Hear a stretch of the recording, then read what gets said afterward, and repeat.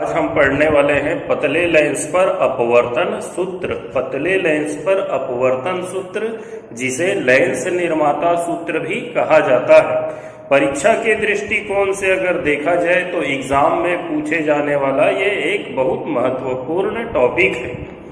तो लेंस निर्माता सूत्र 1/f equal mu minus 1/r1 minus 1/r2, ये फार्मूला है, इसे ही लेंस निर्माता सूत्र कहते हैं। अगर इस सूत्र को देखा जाए तो यहाँ f फोकस दूरी है, म्यू अपवर्तनांक है और r क्या है, वक्रता त्रिज्या। तो एक हिसाब से ये फोकस दूरी, अपवर्तनांक और वक्रता त्रिज्या में संबंध स्थापित करने वाला सूत्र है। चलिए इसका व्यंजक का आज स्थापना करते हैं। तो व्यंजक स्थापित करते हैं तो एक पतला लेंस ले लेते हैं। तो ये हमारे पास एक पतला लेंस हो गया। उत्तल लेंस बनाया हूं, ये उत्तल लेंस और अवतल लेंस दोनों के लिए ही सत्य है। तो ये एक पतला लेंस है जो दो पृष्ठों, ये हो गया इसका पहला पृष्ठ AB, ये हो गया पहला पृष्ठ AB, और ये एक इसका दूसरा पृष्ठ है CD। तो ये दो पृष्ठों से घिर के बना हुआ है AB और CD से। क्लियर है? तो एक पतला लेंस है L जो दो पृष्ठों AB और CD से घिर के बना हुआ है, और इसके मुख्य अक्ष पर बिंदु आकार की कोई वस्तु रखी हुई है O।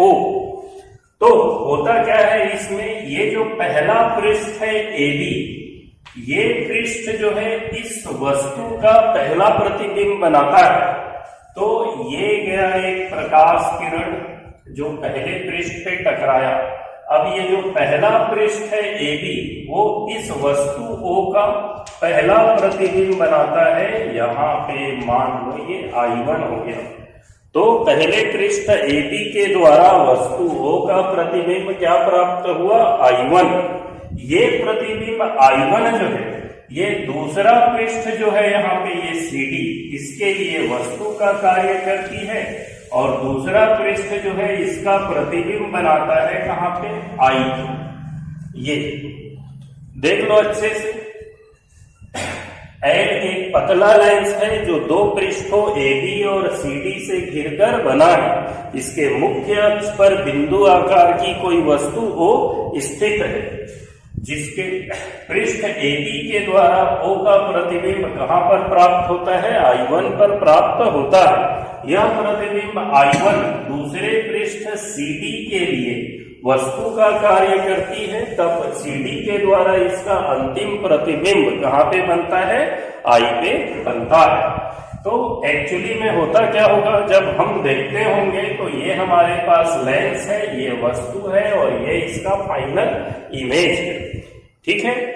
अब अगर दूरियों का मापन करें तो ये लेंस से वस्तु की दूरी हो गई U, ये लेंस से पहले प्रतिबिंब की दूरी हो गई V1, और ये क्या है, ये भी एक प्रतिबिंब है। तो ये प्रतिबिंब की दूरी को क्या ले लिए, V ले लिए।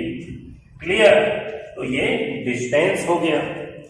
अब पिछले क्लास में जो हम लोगों ने पढ़ा था अपवर्तन सूत्र, क्या था अपवर्तन सूत्र, mu minus 1/r equal mu by V minus 1/u, ये हमने पढ़ा था। अब इसके प्रयोग से इसके लिए निर्माता सूत्र की स्थापना करेंगे।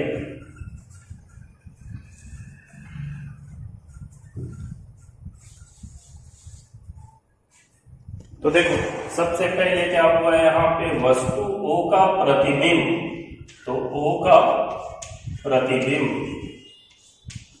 पृष्ठ AB के द्वारा, पृष्ठ AB के द्वारा I1 पर बनता है।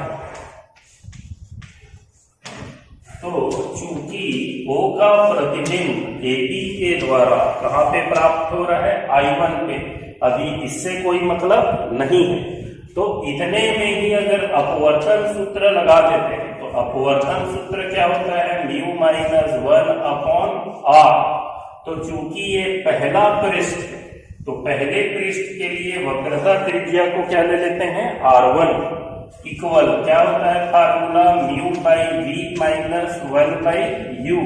तो ये लेंस से वस्तु की दूरी और ये प्रतिबिंब की दूरी है, पर इसके द्वारा जो प्रतिबिंब बना है वो ये है, तो दूरी क्या हो जाएगी V1। तो ये हो गया इक्वेशन फर्स्ट। क्लियर। अब देखो अब होता क्या है, ये जो प्रतिबिंब I1 है ये कार्य करता है वस्तु का, काहे का कार्य करता है ये, वस्तु का, और CD के द्वारा इसका प्रतिबिंब कहाँ पे बनता है, I पे बनता है। तो ये तय हो गया, ये वस्तु है और ये प्रतिबिंब है। तो फिर से यहां लिख लेंगे कि चूंकि I1 का प्रतिबिंब किसके द्वारा, CD के द्वारा I पर बनता है। अब पुनः इसी सूत्र का अगर प्रयोग करेंगे तो यहां पे 1/μ, अभी देखेंगे 1/μ क्यों लिए, R1 की जगह क्या आ जाएगा, यहाँ पे R2 आ जाएगा। अब देखो ये सूत्र होता है mu by v minus 1 by u, वस्तु की दूरी प्रतिबिंब की दूरी। अब वस्तु कौन है, I1 है, तो ये दूरी क्या हो जाएगी V1। तो वस्तु की दूरी में क्या लिखना होगा हमें, V1। प्रतिबिंब कौन है, I, तो प्रतिबिंब की दूरी क्या हो जाएगी V, तो यहाँ V, और म्यू के स्थान पे काहे का प्रयोग करेंगे, 1/μ का। अब बात यह आता है कि इसमें 1/μ का प्रयोग क्यों किया गया, तो 1/μ का प्रयोग इसलिए किए क्योंकि प्रकाश किरण पहले विरल माध्यम से सघन माध्यम में गई, वायु से निकल के कहा गई, कांच में गई। पर जब फाइनल इमेज जब प्राप्त होता है तो प्रतिबिंब लेंस, प्रकाश किरण लेंस से निकल के कहां पे जाती है, वायु में जाती है। तो माध्यम जस्ट क्या हो गया, उल्टा हो गया। उल्टा हो जाने के कारण यहाँ पे 1/μ का प्रयोग किया गया है। अब क्या होगा, इसमें म्यू का गुना कर देते हैं। तो म्यू का अगर गुना कर देते हैं तो क्या करने वाले हैं, अब इसमें हम लोग म्यू का गुना करेंगे। तो म्यू का गुना करने से जब म्यू का गुना होगा तो ये कैंसिल हो जाएगा, यहाँ 1 आ जाएगा, यहाँ म्यू का गुना हो जाएगा, अपॉन में क्या आ जाएगा ये R2, यहाँ म्यू का गुना करेंगे 1 आ जाएगा, यहाँ म्यू का गुना करेंगे तो म्यू अपॉन V1। ये हो गया इक्वेशन नंबर 2। क्लियर है, एक बार देख लो। पतला लेंस है जो दो पृष्ठ AB और CD से घिर के बना है। मुख्य अक्ष पे वस्तु हो रखी है जिसका प्रतिबिंब पहले पृष्ठ AB के द्वारा कहाँ पे बना है, I1 पे। ये I1 जो है दूसरे पृष्ठ के लिए वस्तु का कार्य किया तो उसका प्रतिबिंब कहाँ पे बना, I पे बना। उस आधार पे अपवर्तन सूत्र का प्रयोग किया गया है कि O का प्रतिबिंब AB के द्वारा, किस पृष्ठ के द्वारा, AB के द्वारा कहाँ पे बना, I1 पे बना। तो ये अपवर्तन सूत्र लगा दिए। फिर क्या हुआ, ये वस्तु का कार्य करा और ये क्या बन गया, प्रतिबिंब बन गया। तो फिर से I1 का प्रतिबिंब CD के द्वारा कहाँ पे बना है, I पे बना है। तो फिर से एक बार अपवर्तन सूत्र का प्रयोग करें और 1/μ का यूज क्यों किए, क्योंकि प्रकाश किरण अब सघन माध्यम से विरल माध्यम में आने लगी है। तो 1/μ का यूज किए, म्यू का गुना करने से ये समीकरण 2 की प्राप्ति हो गई। अब क्या करेंगे, इस समीकरण 1 और इस समीकरण 2 को आपस में जोड़ देंगे।